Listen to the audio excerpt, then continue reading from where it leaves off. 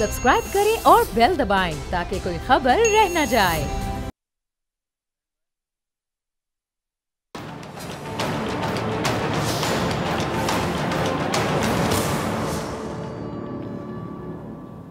अस्सलामुअलैकुम, मैं हूं डॉक्टर फ़िज़ा ख़ान और मैं हूं पाकिस्तान। जमहूरी ममालिक में वोट के ज़रिए अवाम को अपने नुमाइंदे मुंतखब करने का भरपूर मौका मिलता है और दुनिया भर में जहां जहां जमहूरियत है वहां यही तरीका राइज है।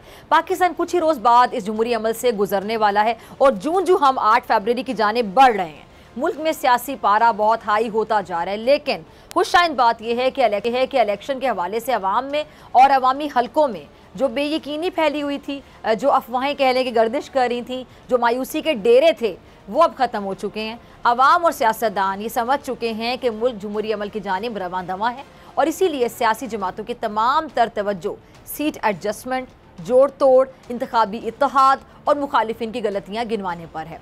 वैसे बिलाशुबा तनकीद जमहूरियत का हुस्न होती है और तामीरी तनकीद का मकसद आवाम की भलाई होती है, लेकिन बिलखुसूस इंतखाबात के दिनों में सियासतदानों की जानिब से जो मुखालिफिन पर लफ्जी तीर बरसाए जाते हैं, तानों की कह लें कि गोलाबारी की जाती है, उससे अवाम में भी एक बड़ी कन्फ्यूजन पैदा हो जाती है कि कल तक जो इत्तेहादी थे वो इलेक्शन के इंतखाबात के करीब आते ही इतने ज़्यादा हरीफ कैसे बन गए। अब यही देख लें कि गुज़िश्ता हुकूमत में शहबाज शरीफ साहब को आइडियलाइज़ करने वाले, सिंध में शहबाज शरीफ साहब की स्पीड मांगने वाले chairman people's party Bilawal Bhutto Zardari साहब का लाहौर में वर्कर्स कन्वेंशन से जो खिताब था, उन्होंने इसमें क्या कहा कि जी नून लीग झूठे वादे नहीं करते और दिल की तकलीफ पर ये लंदन भाग जाते हैं। बिलावल साहब क्या गुफ्तगू कर रहे हैं, ज़रा सुन लीजिए।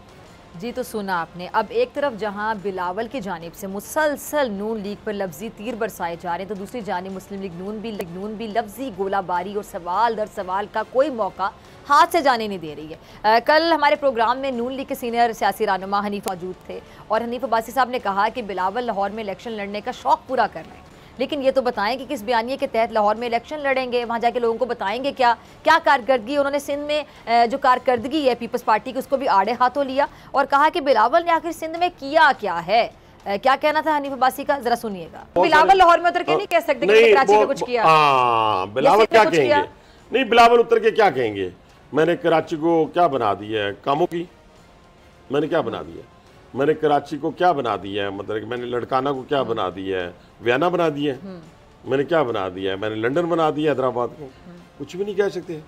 वो एक ऐसे ही पार्टी की तरफ से बस आए जी, लीडर हैं, चलिए जी वो कराची से तो मैं लाहौर से जाके लड़ता हूँ, तो लड़े, क्या फ़र्क पड़ता है। अभी बिलावल साहब को टाइम लगेगा इस दश्त में, अभी मैच्योरिटी आने में भी, अभी वो मैच्योर नहीं है। यानी अब बिलावल साहब को भी करीब वज़ीर आज़म नहीं देखते? मेरा नहीं ख्याल सर, इस तरह वज़ीर आज़म गुड्डा गुड्डी का खेल थोड़ी है। हम तो रोज सीखते हैं, डेली सीखते हैं। बिलावल साहब को भी अभी सीखना है। तो नाज़रीन, इंतखाबी दिनों में सियासतदानों की जानिब से एक दूसरे पर तनकीद का सिलसिला तो जारी रहता है, लेकिन आजकल इंतखाबी गहमा गहमी के साथ अदालतें भी लाइमलाइट में हैं। चाहे पीटीआई के बल्ले के निशान का मामला हो या फिर ताहयात नाहली केस, अदालती कार्रवाइयों पर हर एक की गहरी तवज्जो है। तो इन्हीं तमाम सूरत हाल पर बात करने के लिए, इन्हीं तमाम मामलों पर बात करने के लिए मेरे साथ मौजूद मेहमान मौजूद हैं। पीपल्स पार्टी के सीनियर रहनुमा चौधरी मंजूर साहब, बहुत शुक्रिया ज्वाइन करने के लिए, और आगे जाकर मुस्लिम लीग नून के सीनियर रहनुमा जावेद लतीफ़ भी हमें ज्वाइन करेंगे। चौधरी मंजूर साहब, बहुत शुक्रिया वक्त देने के लिए। सबसे पहले पीपल्स पार्टी की जो इंतखाबी तैयारियाँ हैं उस हवाले से मैं जानना चाहूँगी कि कहाँ तक पहुँची हैं। बिलावल साहब के लाहौर से इंतखाब लड़ने पर नून लीग काफ़ी ज़्यादा नाराज़ भी नज़र आती है, तो आप लोग जीत के लिए कितने पुरअज़्म हैं? पहले तो ये बात है कि पीपल्स पार्टी सबसे वो जमात है जिसने सबसे पहले तारीख डिमांड की, फिर पीपल्स पार्टी वो जमात है जिसने सबसे पहले शेड्यूल डिमांड किया इलेक्शन का, फिर पीपल्स पार्टी वो जमात है जिसने सबसे पहले मैनिफेस्टो दिया, पीपल्स पार्टी वो जमात है जिसने कल अपने प्राइम मिनिस्टर का ऐलान किया। तो हम उसके लिए भरपूर तैयारी के साथ मैदान अमल में उतरे हैं। दूसरी बात यह है कि लाहौर से इलेक्शन सारे पाकिस्तान से लड़ा जा रहा है और ख़ासतौर पर लाहौर से भी हम लड़ रहे हैं।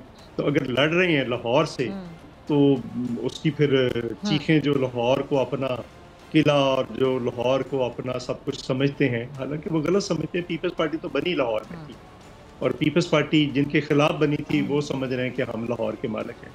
लाहौर के लोग जो हैं, लाहौर के मेहनत कश लोग, वो उनसे बदजन है, वो कुछ नहीं कर पाए। उन्होंने लाहौर को दुनिया का गंदा तरीन शहर बना दिया है और वो दावे कर रहे हैं तरक्की की। कौन सी तरक्की हुई लाहौर के अंदर? तो हम समझते हैं कि उनकी चीखें बताती हैं कि ये लाहौर का जो मार्का है, लाहौर का जो दंगल है, वो उनसे छिनता चला जा रहा है। अच्छा चौधरी साहब, वैसे इतने बुरे हालात तो नहीं जितने आपने बता दी। चले खैर आगे चलते हैं। बिलावल भुट्टो साहब ने पाकिस्तान मुस्लिम लीग नून और पीटीआई को अशराफिया की नुमाइंदा जमातें करार दी है, और चौधरी साहब आप बिलावल साहब फरमा रहे हैं कि इन दोनों को मुक्तदर कुव्वतों ने पंजाब पर मुसल्लत किया है, लेकिन आपके मुखालिफिन भी यही कहते हैं कि गुज़िश्ता इतने सालों से पीपल्स पार्टी सिंध पर मुसल्लत है, तो इस पर आप क्या कहेंगे?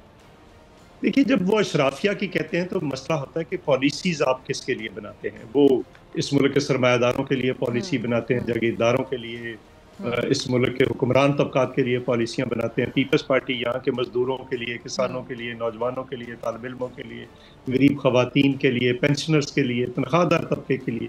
मतलब हमारे जो 10 पॉइंट्स हैं उनको ज़रा देखें तो वो किन के लिए हैं? गरीब तबकात के लिए हैं। अगर हम कहते हैं तनख्वाह डबल करेंगे तो आम जो मुलाजम है उसकी आमदनी बढ़ेगी, पेंशन डबल करेंगे तो उसकी आमदनी बढ़ेगी, बेंजीर इनकम सपोर्ट प्रोग्राम है तो वो गरीब तरीन औरतों के लिए है, और उसके लिए जो गरीब तरीन औरतें हैं उनके लिए अगर आप गौर करें तो उसको डबल भी करना है, पैसों के लिहाज से भी, तादाद के लिहाज से भी। फिर अगर किसान कार्ड है तो बराह रास्त बजाय इसके कि फैक्ट्रियों वालों को, अशराफिया जिसकी बात कर रहे हैं, उनको सब्सिडी दी जाए, तो उसकी बजाय हम नीचे जो है वो किसान को देना चाहते हैं, वहाँ पे मजदूर को मजदूर कार्ड के जरिए देना चाहते हैं, नौजवान को फैसिलिटेट करना चाहते हैं, उनको कर्जे देना, स्टूडेंट्स को कर्जे देना चाहते हैं, उनकी तालीम मुफ्त करना चाहते हैं। तो ये सारी चीज़ें जो हैं ये आम आदमी के लिए हैं, अगर घर बनाकर दे रहे हैं। और जो हमने कहा है वो हमने सिंध में करके दिखाया। मजदूर कार्ड वहाँ पे आ चुका है, वहाँ पे घर बनाकर औरतों के नाम पे दिए जा रहे हैं, बेंजीर इनकम सपोर्ट प्रोग्राम दिया गया है, बाकी सारे काम हमने जो है वो कर दिए हैं, और उसकी बुनियाद पर हम जो है वो आगे बढ़ रहे हैं। सो इसलिए पाकिस्तान पीपल्स पार्टी ने अगर वहाँ पे सेहत की सहूलतें दी हैं, अगर तालीम मुफ्त दी है, सारी चीज़ें दी हैं, तो उसका मतलब ये है कि हम इस सारे प्रोसेस को वो कर रहे हैं, और उसके लिए ज़रूरी है कि हम बाकी पाकिस्तान के अंदर भी जाएं। अच्छा, ये चौधरी साहब, नून लीग की मंशूर कमेटी के सरबराह इरफान सदीकी साहब ने फरमाया है कि नून लीग ने जल्दबाज दीगर जमातों की तरह जज्बाती या ख्याली नुकात का जिक्र करके उन्हें अपने मंशूर का नाम नहीं दिया है। तो किसकी तरफ इशारा है, किस जमात की तरफ इशारा है, क्या कहना चाह रहे हैं वो? मुझे नहीं पता किस जमात की तरफ है, उनके तो हमेशा ही ख्याली होता है सब कुछ, उसमें हकीकत का तो कोई रंग नहीं होता। आपको नहीं पता? लेकिन पाकिस्तान पीपल्स पार्टी ने जो कहा है वो करके दिखाया। अगर बेंजीर इनकम सपोर्ट प्रोग्राम जैसा प्रोग्राम चल रहा है, अगर हमने माजी में 135% तनख्वाहों में इजाफा किया था, अगर माजी में 2008 से 15 तक 100% पेंशन में इजाफा किया था, तो वो कोई ख्याली बातें नहीं है, हकीकत की बातें हैं। हमने यहाँ पे डबल किया था, जो रेवेन्यू है उसको डबल किया था हमने, एक्सपोर्ट्स 19 अरब डॉलर से लेकर 26 अरब डॉलर तक लेकर गए थे। तो ये सारी चीज़ें पाकिस्तान पीपल्स पार्टी ने करके दिखाई हैं। वो वापस एक्सपोर्ट्स को 19 अरब डॉलर पे ले आए थे, उन्होंने तनख्वाहों में कोई इजाफा नहीं, खातरखा इजाफा किया, महंगाई बढ़ती चली जा रही। तो हमने कोई ख्याली बात नहीं की, हमने वो बातें की जो हकीकत पर मबनी। अच्छा चौधरी साहब, कल ये जो गुज़िश्ता दिनों में जो खुर्शीद शाह साहब और अयाज सादिक साहब की जो मुलाकात हुई है, दोनों रहनुमाओं ने इंतखाबी सूरत हाल पर बातचीत करने के साथ अपनी जमातों की क़यादत के जो पैगामात है वो भी दिए। तो सर, एक तरफ ये चौधरी साहब मुलाकातें, दूसरी तरफ सख्त किस्म की तनकीद, बात समझ नहीं आ रही, आप समझा रही है, चल क्या रहा है? यानी तनकीद भी होगी, बात को दुश्मनी में तब्दील ना करें, इख्तलाफ को इख्तलाफ रहना चाहिए। क्या आपके चैनल के अंदर लोगों के इख्तलाफात नहीं है, लेकिन वो काम कर रहे हैं, घर के अंदर इख्तलाफ नहीं होता, इख्तलाफ यानी मुलाकातें भी होगी, इख्तलाफात भी होंगे, भी कहना चाह रहे हैं अल्फाज में। तो हमारा प्रॉब्लम ये है कि हम चाहते हैं कि जो सियासत है ना, वो फिर दुश्मनी है, और ना कोई बोलेगा, ना बात करेगा, ना कोई चीज करेगा, ये नहीं है। लेकिन हम ये समझ रहे हैं कि बिल्कुल, अगर वो कोई पैगाम दिया है, मुझे तो नहीं पता क्या पैगाम दिया, वो आप खुर्शीद शाह साहब से पूछें। मैंने कल तो उनसे पूछा तो उन्होंने कहा कोई पैगाम नहीं है, कोई ऐसी बात नहीं, हमारे दरमियान कोई ऐसी चीज तय नहीं। अच्छा चौधरी साहब, ये शहबाज शरीफ साहब फरमा रहे हैं कि सिर्फ मुस्लिम लीग नून जो है वो मसाइल हल कर सकती है और आवाम को मसाइल से निकाल सकती है, रिलीफ दे सकती है। तो आपको क्या लगता है? कौन सा रिलीफ दिया उन्होंने? तनख्वाह बढ़ानी हो तो उनकी चीखें निकल रही होती हैं, पेंशन बढ़ानी हो तो चीखें निकल रही होती हैं। वो अशराफिया की जमात है, अशराफिया को ज़रूर वो आते हैं तो यहाँ पे ठेकेदार खुश हो जाते हैं, वो आते हैं तो सरमायादार खुश हो जाते हैं, जागीरदार खुश हो जाते हैं, फैक्ट्री ओनर्स खुश हो जाते हैं। आम तबका तो उनके लिए एक ना वो उनको अपना समझता है ना ये उनको अपना समझता है। तो आम तबका जो मजदूर तबका है, किसान है, नौजवान है, तालिब इल्म है, गरीब लोग हैं, मेहनत कश तबका आते हैं, वो तो पाकिस्तान पीपल्स पार्टी के साथ है। अच्छा, कल चौधरी साहब हनीफ अब्बासी साहब मेरे साथ प्रोग्राम में मौजूद थे और उन्होंने कहा कि बिलावल लाहौर में इलेक्शन लड़ने का शौक पूरा कर लें। मैंने जब उनसे पूछा कि बिलावल इस बार लाहौर में अपनी किस्मत आजमा रहे, तो तब उनका जवाब ये था कि कर लें शौक पूरा। लेकिन उन्होंने कहा कि किस बयानिए से लाहौर में बिलावल साहब इलेक्शन लड़ेंगे, और साथ ही उन्होंने सिंध पर भी तनकीद की। उन्होंने कहा सिंध में कौन से तरक्याती काम कर रही है बिलावल साहब ने जो लाहौर का रुख करेंगे। करना चाहिए जी, आप कोई सीनियर बंदे को वोट करें तो मेरा ख्याल है उसका जवाब भी देना चाहिए। वो खुद मौसूफ जो अच्छा, आपकी थे नजर में जमात हनीफ इस्लामी अब्बासी से सीनियर नहीं है? दाखिल हुए 2002 में हमारे साथ एमएनए थे, वो जमात इस्लामी के टिकट से हुए थे। तो पता नहीं उनको क्या तरक्की नजर आ रही है। ये तरक्की, ये जो मेट्रो बस है इसको तरक्की ये समझते हैं, या मेट्रो ट्रेन को 300 अरब रुपया ज़ाया कर दिया सी पैक से उठाकर। तरक्की है थारकोल जिसमें से बिजली पैदा हो रही है, और जो इस मुल्क के अंदर इस वक्त फैसलाबाद को आ रही है 3260 मेगावाट, वो तरक्की है, वो इस मुल्क का मुस्तकबिल है। तरक्की है जहाँ पे दिल का इलाज मुफ्त होता है, वो बाकी सूबों के लोग भी, मेरे शहर से लोग भी जाकर वहाँ पे इलाज करवाते हैं। तरक्की है गंबट में जिगर का ऑपरेशन फ्री, 100% फ्री, यहाँ से लोग जाकर करवा रहे हैं, सारे पाकिस्तान से जाकर करा रहे हैं, इसको तरक्की कहते हैं। दूसरे शहरों से, सारे पाकिस्तान से लोग जाकर सिंध में तालीम हासिल कर रहे हैं, ये तरक्की होती है। ये तरक्की नहीं होती है इस किस्म के फजूल जो मंसूबे हैं जो पहले दिन ही खसारे के हैं। ये तरक्की है कि आपने साहिवाल में लाकर कोयले का प्लांट लगा दिया बिजली पैदा करने वाला। क्या तो क्या, आप बाहर से इंपोर्ट करते हैं, फिर ट्रेनों में लोड करते हैं और यहाँ पे आकर आप कोयले से बिजली पैदा कर रहे हैं। कोई अक्लमंद आदमी ये सोच सकता है? तो ये सारी तबाही है जो इन्होंने की है। मोटरवे दुनिया का मुझे कोई एक मुल्क बता दें जिसने पहले रेलवे ठीक ना किया हो और मोटरवे बनाई हो। क्या इंडिया के पास काम वसाइल है? उन्होंने अब मोटरवे शुरू की है, जब ट्रेन उन्होंने ठीक कर ली है। इन्होंने ट्रेन को तबाह कर दिया है, मोटरवे बना ली है। तो ये सारे उल्टे पुल्टे काम करते हैं जिसको ये तरक्की कहते हैं। ये तरक्की नहीं। मोटरवे के बनने से कौन सी इंडस्ट्री लगी, कौन सी तरक्की होगी? तो ये सारा ऐसे इनकी बातें। अच्छा, एमकेएम भी कुछ फरमा रही है। एमकेएम कह रही है चौधरी साहब के 56% जो फंड्स हैं वो सूबों को मिल रहे हैं मगर आवाम को नहीं मिले हैं, और एमकेएम के मंशूर में जो आइनी तरमीम है वो भी शामिल है।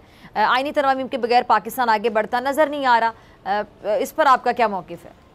तो एमकेएम की क्या बात है, मेहरबान है, मोहब्बत वाले। आजकल चल ही ये रहा है कि फलां ये कह रहा है, फलां वो कह रहा है। इलेक्शन में थोड़ा शोर वोर करके यही गुफ्तगू। हाँ। तो बाकी जो है कि कितना किसको क्या मिल रहा है उसको जो है वो मेरे ख्याल देखना पड़ेगा। यहाँ पे सूबों को तो मिल गया सब कुछ, अब वो सूबों से छीन कर वापस फिर मरकज को देना चाहते हैं। ये बात करें कि हम सूबों से वापस मरकज को देना चाहते हैं, वो करें ये बात। सिंध में क्यों नहीं कर रहे, इधर उधर से क्यों किया जाए? सीधी बात करें कि सूबों से वापस छीन कर मरकज को देना चाहते हैं। तो मरकज जो है उसने अगर डिवॉल्व किया एनएफसी, हाँ ये बात दुरुस्त है कि पीएफसी होना चाहिए, प्रोविंशियल फाइनेंस कमीशन, ताकि उसके मुताबिक सूबों जिलों को भी जाए। यहाँ पे लाहौर में ये 56% टोटल जो बजट है उसका लाहौर में लगा देते हैं। मुझे कोई तकलीफ नहीं लाहौर को सोने की ईंटों का बना दे, लेकिन मेरे ज़िले का हक छीन कर ना दें, ये मेरा एतराज़ ज़रूर है।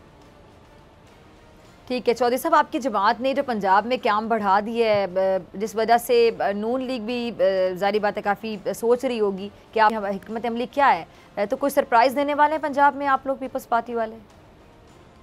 नहीं, देखें उनकी घबराहट जो है वो तो हमेशा एस्टेब्लिशमेंट के कंधों पे बैठ कर आते हैं।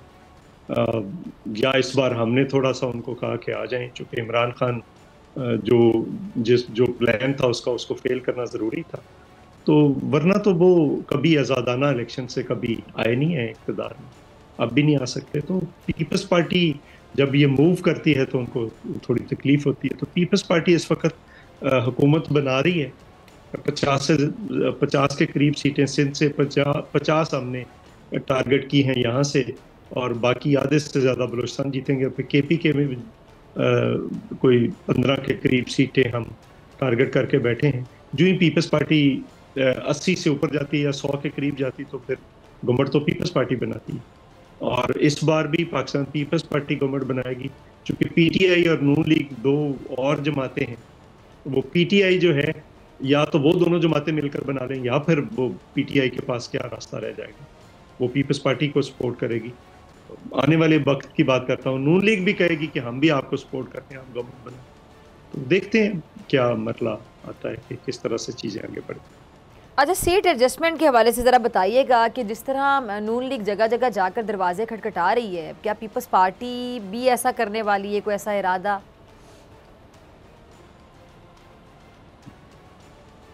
नहीं, हम अभी सीट एडजस्टमेंट पे नहीं वो बात कर रहे हैं, लेकिन हमने एक कमेटी बनाई है।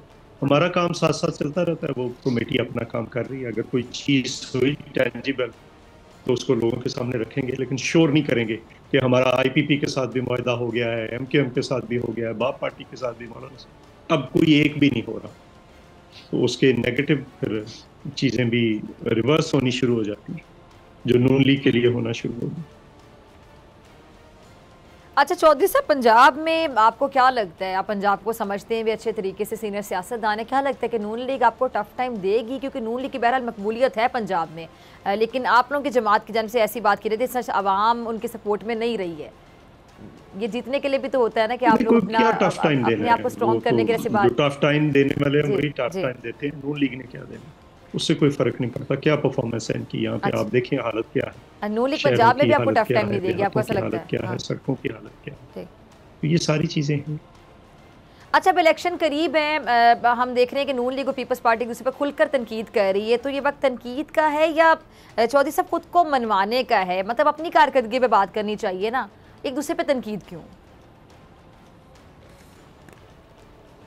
नहीं, बनवाने की तनकीद, हम तो कोई शख्सी तनकीद तो नहीं कर रहे, लेकिन तनकीद करना हमारा हक है। दूसरी पार्टियों को भी हक है, वो करते रहते हैं। अपने आप को तो आप अपने मंशूर मैनिफेस्टो लोगों के प्रोग्राम के जरिए बनवाते हैं, वो हमने दे दिया, और पाकिस्तान पीपल्स पार्टी का जो प्रोग्राम है लोग उसको सपोर्ट करेंगे। ठीक है जी, शुक्रिया आपके वक्त के लिए। और नाज़रीन, आपसे मुलाकात होगी ब्रेक के बाद, और ब्रेक के बाद मेरे साथ मौजूद होंगे जावेद लतीफ़ साहब।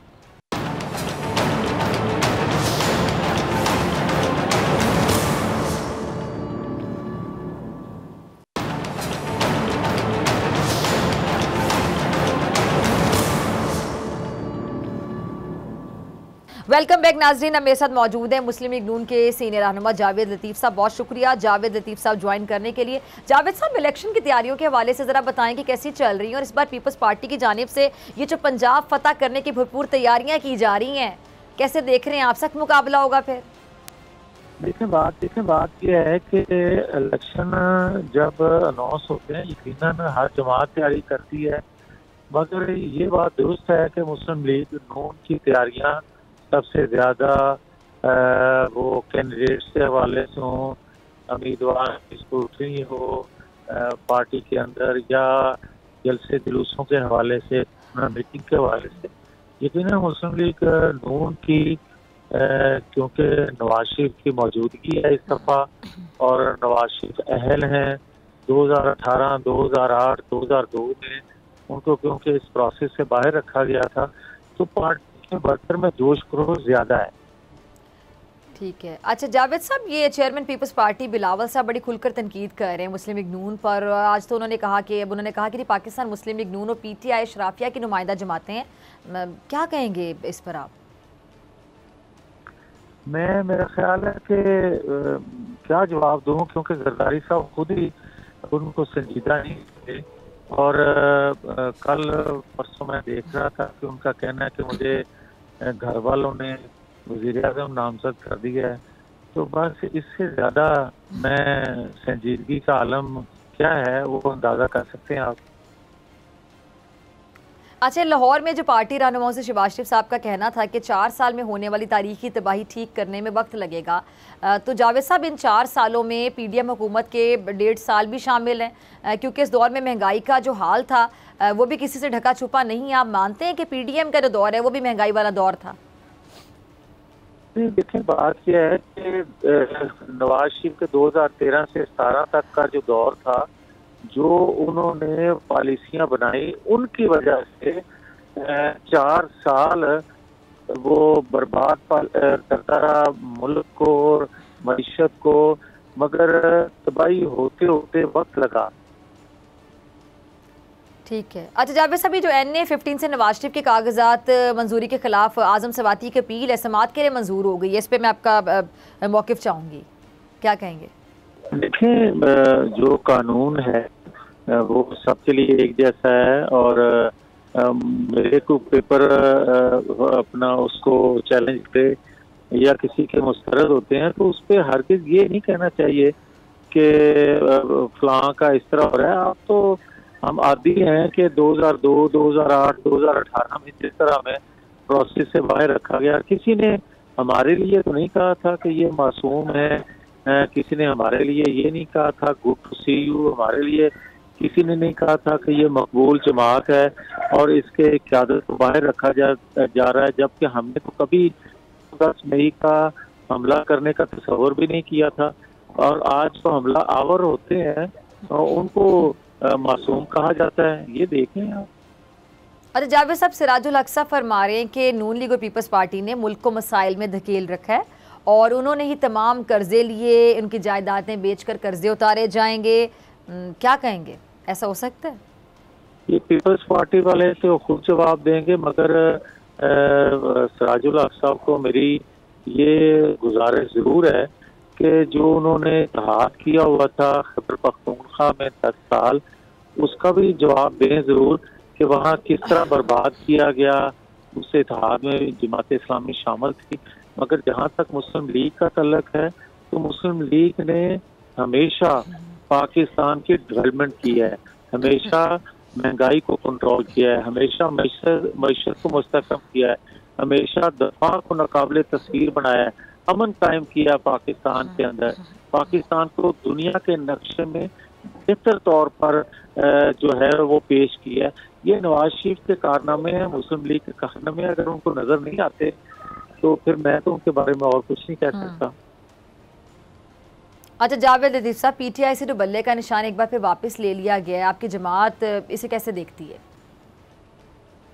देखिए, मैं समझता हूँ कि हर जमात को इलेक्शन लड़ने का हक हासिल है। वो अलग बात है कि हमारे से शेर का निशान वापस लिया जाता है, हमारे से मुस्लिम लीग की जो सदारत है वो छीन ली जाती है। हमारे कैंडिडेट्स को आखिरी वक्त पे जब वो टिकट फाइल करने लगते हैं तो 48 के करीब 2018 में नेशनल असेंबली के कैंडिडेट से टिकट ले लिए गए और हमारे पास कोई वक्त ये भी नहीं था कि हम किसी और को दे सकते। ये हमारे साथ होता रहा है, मगर ये कोई जस्टिफिकेशन नहीं है। मगर क्या ये हकीकत नहीं है कि जो पाकिस्तान का लॉ कानून कहता है वो सबके लिए बराबर होना चाहिए, मेरे लिए भी, किसी और के लिए भी, और अगर कानून की जद में वो आते हैं तो उनको फेस करना चाहिए। अच्छा जावेद साहब, गुज़िश्ता दिनों मुराद अली शाह साहब ने भी एक बयान में कहा है कि साबिक वज़ीर आला सिंध मुराद अली शाह का ये कहना था कि जी अवाम जानते हैं कि मुश्किल वक्त में कौन उनके साथ खड़ा रहा और कौन मुल्क छोड़कर चला गया था। और पीपल्स पार्टी की तरफ से हम देख रहे हैं कि मुसलसल नून लीग को तनकीद का निशाना बनाया जा रहा है। हालांकि अभी पीछे आप लोग एक पेज पर थे, इतने महीने इकट्ठे हुकूमत की, क्या वजह है, क्यों इतनी ज़्यादा तनकीद की जा रही पीपल्स पार्टी की जानिब से? देखें, ये जो हैं पीपल्स पार्टी के कुछ लोग जो इस तरह की बात करते हैं, मैं उनके मतलब तो इसलिए बात ज़्यादा नहीं कहूँगा क्योंकि आपको याद है कि हमने मिसाक़े जमहूरियत साइन किया था और मिसाक़े जमहूरियत साइन करने का मतलब और वजह यही थी कि हम दूसरों के में जब खिलौना बनते हैं तो इससे जमहूरियत को नुकसान होता है, इससे आइन कानून को नुकसान पहुंचता है, कमजोर होता है। तो आज फिर अगर उसी तरह की वो गुफ्तगू करेंगे तो ये आइन कानून जमहूरियत की कोई खिदमत नहीं है। हाँ, अगर उनको इलेक्शन में किसी बयानिया की ज़रूरत है और मुस्लिम लीग की मुखालफत में इस तरह की स्टेटमेंट दे के बयानबाजी करके अगर उनको 4 वोट मिलते हैं तो हमें इस पर भी कोई इतराज़ नहीं है। सर, आपके मुखालिफिन की जानिब से ये भी कहा जा रहा है, आपकी पार्टी के हवाले से भी, JUI के हवाले से भी, कि जी आपकी पार्टी और JUI इलेक्शन से फ़रार चाहती हैं और पीपल्स पार्टी के लोग ज़्यादातर इस तरह की गुफ्तगू कर रहे हैं, जैसे कि कुंडी साहब भी कुछ ये फरमा रहे थे। पीपल्स पार्टी कहती है कि सिर्फ वही इलेक्शन के हक़ में है। देखिए, बात सीधी सी है कि आज के वक्त इस दौर में अगर आप इलेक्शन को एक लम्हा भी आगे लेके जाएंगे, ये रियासत के मफाद में नहीं होगा, मुस्लिम लीग के किसी को और मफाद में नहीं है। सबसे ज़्यादा नुकसान रियासत के बाद अगर सियासी जमातों में किसी को होगा तो वो मुस्लिम लीग नून को होगा।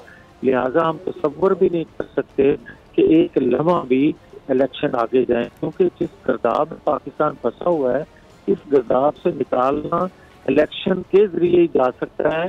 इस गर्दाब से और कौम जिस तरह तकसीम कर दी गई पिछले 4 सालों में और ख़ास तौर पर पिछले 6-7 माह से 9-10 मई के बाद, अब अगर कौम को यूनाइट कोई चीज़ कर सकती है, एतमाद बहाल कर सकती है, तो वो इलेक्शन ही कर सकते हैं। अदरवाइज कोई और फार्मूला नहीं है कि कौम को दोबारा से नेशनल अप्रोच दे के इकट्ठा किया जा सके, मुतहद किया जा सके और पाकिस्तानी कौम को तैयार किया जा सके कि वो जो मसाइल हैं पाकिस्तान को दरपेश, इनके लिए इकट्ठा होकर इससे निकाला जा सके। ठीक है जी जावेद अतीक साहब, बहुत शुक्रिया आपके वक्त के लिए और नाज़रीन आपसे मुलाकात के बाद।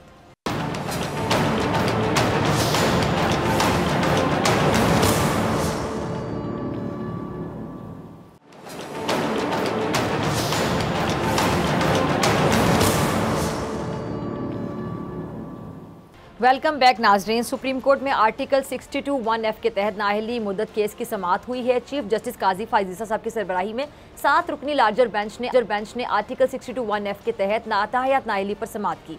दौरान समाअत चीफ जस्टिस ने रिमार्क्स दिए कि सुप्रीम कोर्ट कैसे डिक्लेरेशन दे सकता है, सुप्रीम कोर्ट को यह हक कैसे हासिल हुआ, क्या सुप्रीम कोर्ट आर्टिकल 62(1)(f) का जो बराह रास्त कोर्ट ऑफ लॉ के इख्तियार का इस्तेमाल कर सकती है, क्या इलेक्शन ट्रिब्यूनल ताहयात नाअहल भी कर सकता है। सवाल ये कि ताहयात जो नाअहली है, नाअहली ताहयात होगी, ये लिखा कहाँ पर हुआ है। और नाअहली ताहयात का उसूल तो समीउल्लाह बलोच केस में तय किया गया। अगर हम समीउल्लाह बलोच केस और सेक्शन 232 दोनों को गलत कह दें तो नाअहली तो एक दिन भी नहीं रहेगी और कोई सच्चा है या फिर नहीं है, ये उसूल तो ट्रायल के बाद ही तय हो सकता है। इस्लाम में तो तौबा और सिरात मुस्तकीम पर वापस आने का रास्ता मौजूद है। जस्टिस काजी फाइज ईसा ने कहा कि अरकान पार्लियामेंट की अहलियत तो आमिर ने आइन में शामिल की, यहाँ तरामीम भी गन पॉइंट पर होती रहीं। इन लोगों ने सोचा होगा कि आधी जमहूरियत आ जाए, पूरी जमहूरियत से तो बेहतर है। फौजी आमिर के सामने यहाँ कोई बात नहीं करता। पार्लियामेंट को जितनी भी हकारत से देखें वो मुंतखब नुमाइंदे होते हैं और यहाँ बैठे 5 जजेस की दानिश साथ पार्लियामेंट में बैठे लोगों से ज़्यादा कैसे हो सकती है। जस्टिस काजी फाइज ईसा ने रिमार्क्स दिए हैं कि इलेक्शन 8 फरवरी को हो रहे हैं और एक रिटर्निंग ऑफिसर ताहयात नाअहली के उसूल का इतलाक करेगा और दूसरा रिटर्निंग ऑफिसर 5 साल नाअहली की बात करेगा। हम इस तजाद को ख़त्म करने के लिए केस सुन रहे हैं। सवाल ये है कि नाअहली ताहयात है या फिर 5 साल है और क्या हम नाअहली 2 साल भी कर सकते हैं।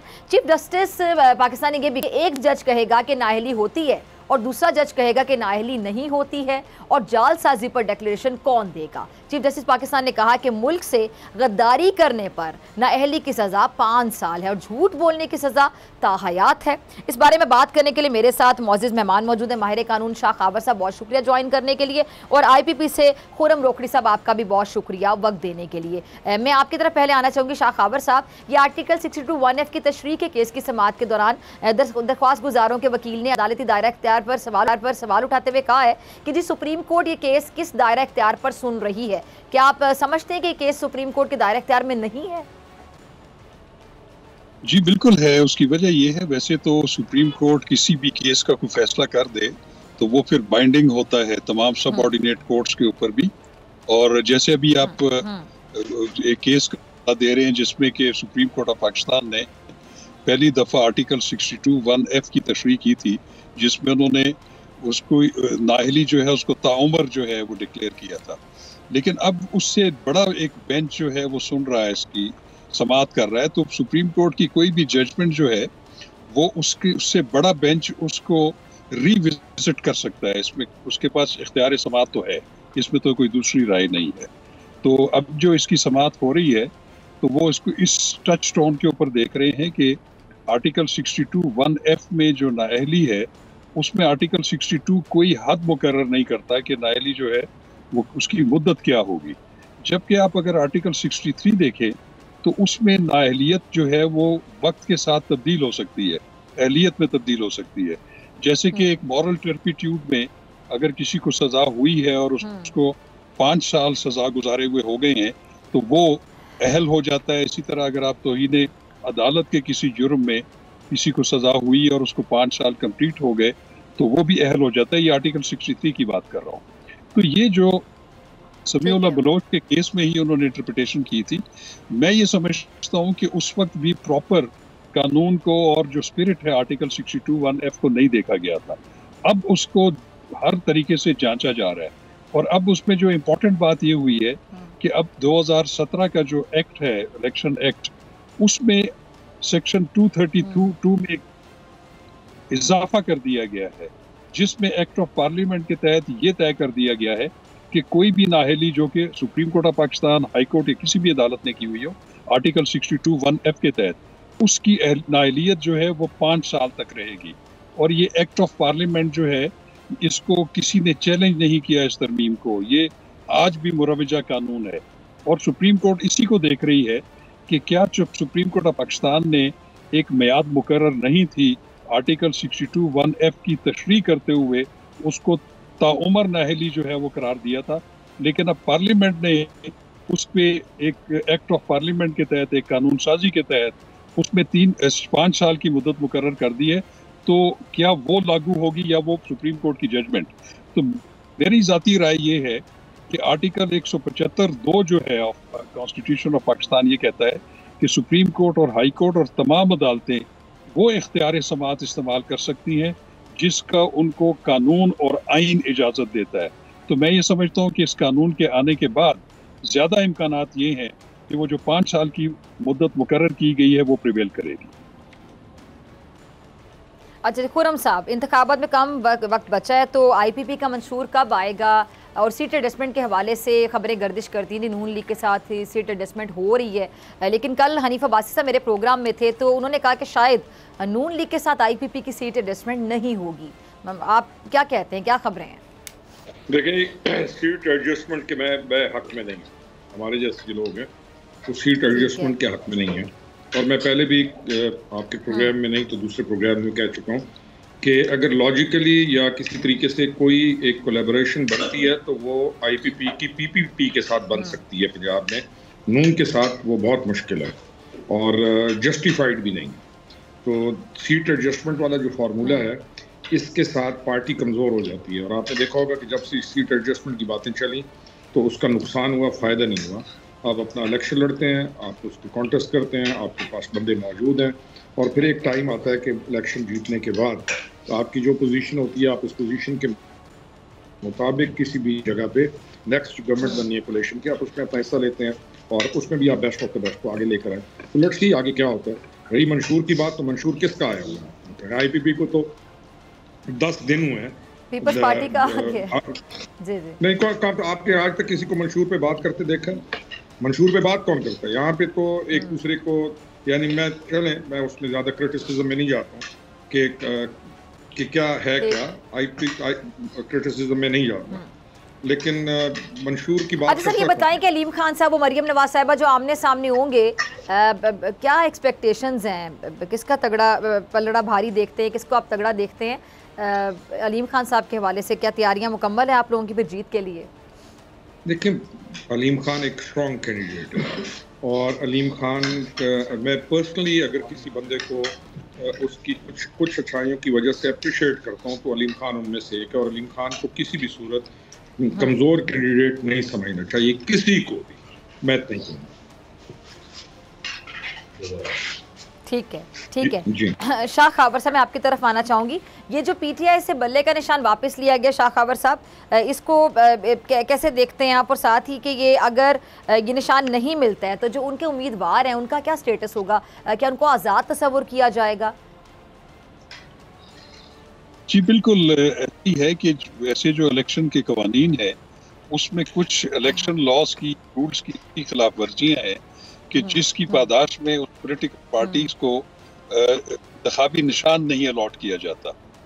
तो आपको पता है कि जो इलेक्शन हुए वो उनका जो मंशूर है या उनका जो कॉन्स्टिट्यूशन है, जो कॉन्स्टिट्यूशन में उन्होंने दिया हुआ है, के तरीक़ाकार के मुताबिक इलेक्शन नहीं हुए थे, तो इस वजह से इलेक्शन कमीशन ने उनको सिंबल अलॉट नहीं किया। तो अब उनके जो कैंडिडेट्स हैं वो दूसरे सिंबल्स बिल्कुल उनको मिल और वो आज़ाद हैसियत में ही वो इलेक्शन कर सकते हैं।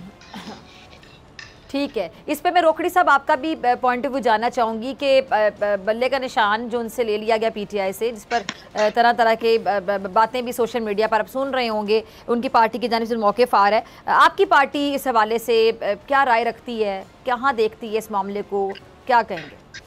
देखिए, मेरी पार्टी या किसी की भी नहीं राय होती है, जो हम आज तक इस बात पे डिबेट नहीं करते कि उनका निशान वापस लिया क्यों गया। मैं अगर 120 की स्पीड है मोटरवे पे और अगर मैं 180 पे या 200 पे जा रहा हूँ और मैं कहूँ मेरा चालान क्यों किया गया, देखिए इंट्रा पार्टी इलेक्शंस नहीं होते। इंट्रा पार्टी इलेक्शन एक ड्रामा है जो हम पार्टीज के अंदर करते हैं, ना इंट्रा पार्टी इलेक्शन की तरफ को जाता है। क्योंकि इवन व्हेन वी वर इन, ये पार्टी जब पावर में थी, हम साथ थे, उस वक्त हम कहते थे कि इंट्रा पार्टी इलेक्शन आप कराएं, लेकिन उस वक्त भी नहीं कराएगा। ये एक खाली कार्रवाई की जाती है, तो जब कार्रवाई पकड़ी जाए तो पकड़ी जाती है कि वो की कार्रवाई गई थी। तो सच्चाई ये है कि इंट्रा पार्टी इलेक्शन एक बोगस ड्रामा रचाया जाता है, जब पकड़ा गया तो फिर पकड़ा गया, फिर उसमें अभी ये जो सजा है वो है ये। इसलिए आप देखेंगे कभी इंट्रा पार्टी इलेक्शन के रूल्स रेगुलेशंस के कैसे उसको कंडक्ट करना है, उस पर कभी भी बहस नहीं हो रही हो। वो कहते हैं निशान ले लिया गया, भाई क्यों ले लिया गया, आखिर को लेने की वजूहात हैं। और फिर सबसे ज्यादा ज्यादती होती है आमत उन्नास के साथ, पब्लिक के साथ, कि उनको सोशल मीडिया और जब इस तरह की चीजें नहीं होती तो दे थिंक कि एक काम को विक्टिमाइज किया गया। अब मुझे बताएं, किसी भी दुनिया के अंदर कहाँ जहां पर अगर कोई गलत चीज हो रही हो और वो गलत प्रोसीजर्स अडॉप्ट हो रहे हो, तो क्या वो लोग उसको कबूल करेंगे? चाहे उनकी अपनी पार्टी हो, चाहे उनका कोई भी हो, एक पढ़ी लिखी दुनिया के अंदर वो उस चीज को रिजेक्ट करेंगे और कहेंगे कि अगर आप ये तरीका अडॉप्ट कर रहे हैं तो हम इसको सपोर्ट नहीं करते। लेकिन यहाँ पर इतनी ज्यादा तशकीक का अमल जारी है कि जुर्म को जुर्म समझा ही नहीं जाता। इसलिए मैं अक्सर कहता हूँ कि हम एक लॉलेस सोसाइटी की तरफ बढ़ चुके हैं और हमें लॉ अबाइडिंग सोसाइटी भी बनना है और हमारी इकोनॉमी को भी ठीक करना। हमारे दो इश्यूज हैं। अब मैं ये कहता हूँ करप्शन तीसरा इशू है। आपके दो इश्यूज हैं, एक है आपका इकोनॉमी और एक है हमारी एथिक्स, कि हमने एथिकली हम इतने गंदगी के अंदर चले गए कि हमें ये नहीं पता चलता कि ठीक क्या है गलत क्या, और हम गलत को सपोर्ट कर रहे होते हैं। सर, आपको लगता है कि हमारे यहाँ को मिनिस्ट्री ऑफ एथिक्स भी होनी चाहिए अनकरीब? क्योंकि मेरे ख्याल से जो सोशल मीडिया पर ये जो टीनेजर्स हैं, यंगस्टर्स हैं, या ऐसी एज आपकी कि अगर आप टीनेज से निकल रहे हो 19 साल के बाद से लेके, बल्कि 18 से 19 के बाद दरमियान, उसके बाद जब आप टीनेज क्रॉस कर जाते हैं 20, 21, 22, 23, ये वो उम्र होती है जब आपने अपने करियर के बारे में सोचना है, आपने सोचना है कि आपने कौन सी प्रोफेशनल डिग्री लेनी है, किस फील्ड में जाना है, आपने इंजीनियर बनना है, डॉक्टर बनना है, लॉ की डिग्री लेनी है। लेकिन उस एज में जो बच्चे कर रहे हैं आपके सामने हैं, और फिर ये जो 9 मई का वाकया पेश आया, अफसोसनाक वाकया, वो भी आपके सामने कि उसमें किस उम्र के लोग भी इन्वॉल्व रहे, वो यंगस्टर्स जिनके आगे करियर बनाने का टाइम था, प्रोफेशनल जो उन्होंने, उनकी क्या अप्रोच है, उन्होंने क्या करना है आगे जाके। तो हमारे यहाँ कोई ऐसी मिनिस्ट्री भी होनी चाहिए जो एथिक्स पढ़ाए, जो बताए। और दूसरी बात है कि बाकी जितने भी लोग हैं वो रोल मॉडल्स होते हैं, और उनको भी कहीं ना कहीं एथिक्स का मुजाहिरा करना चाहिए, क्योंकि उनको देखकर सामने वाले बहुत कुछ सीखते हैं। देखें डॉक्टर फिजा, स्कूल के बच्चों को, यानी डिस्ट्रक्शन इस लेवल पे है कि पॉलिटिक्स को स्कूल के बच्चों को स्कूल्स के अंदर भी उनको इन्वॉल्व किया गया। अब उसके ऊपर क्योंकि हमारे इदारे कमज़ोर हो चुके हैं ओवरऑल, अब एक इदारा जो आपका बचा था उसको भी पूरा डिस्ट्रॉय करने की कोशिश की गई। अल्लाह का शुक्र है वो डिस्ट्रक्शन की जो ख्वाहिश थी वो पूरी नहीं हुई। आपके इदारे स्ट्रॉन्ग होना ज़रूरी है। हमारे पास जॉब थ्रेट नहीं है। जो गलत कर रहा हो उसको जैसे ही आप पूछेंगे तो 10 जगह से सिफारिशें लेके आएगा। हमारा पॉलिटिकल सिस्टम स्ट्रांग होने की जरूरत है। हमारा जब मुझे कई दफा मुझे कैसे फोन आते हैं, मैं एक छोटी सी मिसाल देता हूँ कि आदमी ऐसे केस के अंदर फंसा हुआ होता है कि एथिकली मैं बिल्कुल जस्टिफाइड नहीं, और हम कहते हैं कि भाई हम ये काम नहीं कर सकते। तो हम पॉलिटिकल सिस्टम को भी अपग्रेड होने की जरूरत है कि हमें पता हो कि हमने ये काम कहना है, ये काम नहीं करना, और इदारों को मजबूत करना है, ना कि इदारों को। पॉलिटिकल सिस्टम को भी अपग्रेड होने की जरूरत है। बिल्कुल सही। शाह खाबर साहब, मेरे पास आखिरी 1 से 1.5 मिनट है। ये जो अदलिया पर तनकीद हो रही है, प्रोपेगेंडा किया जाता है, मनपसंद फैसला आ जाए तो ठीक है, लेकिन अगर मर्जी मंशा के खिलाफ फैसला आ जाए तो अदलिया, जजेस, उनकी फैमिलीज, उनकी बाकायदा करैक्टर असैसिनेशन शुरू कर दी जाती है सोशल मीडिया पर। कैसा महसूस होता है आपको? आप माहिर कानून हैं, आप कैसे देखते हैं ये सिलसिला? अगर तूल पकड़ गया खुदा ना ख्वास्ता, तो हम कहाँ खड़े होंगे कुछ अर्से बाद? ये बड़ी अफसोस हूँ कि बड़ी अफसोसनाक सूरत हाल है। देखिए, किसी भी अदलिया की जजमेंट के ऊपर जायज तनकीद करना उसकी ममानियत नहीं है, लेकिन अगर आपकी पसंद का फैसला हो जाए तो वो तो आपके लिए अदलिया बहुत अच्छी है, और अगर मुखालिफ हो जाए तो उसकी ट्रोलिंग शुरू हो जाती है, जिस तरह आपने बताया। मैं समझता हूँ कि ये बड़ी एक तशवीशनाक अप्रोच है जिसका खात्मा होना चाहिए, और वो जिसका खात्मा होना चाहिए। सर ठीक है, वक्त की कमी है, बहुत शुक्रिया दोनों मेहमानों के। इसी के साथ मुझे दीजिए इजाजत होगी। इंशाल्लाह पीर के रोज सेम टाइम सेम चैनल। अगर जिंदगी ने वफा की दुआ में याद रखिएगा, अपना बहुत ख्याल रखिएगा। अल्लाह ने के बाद।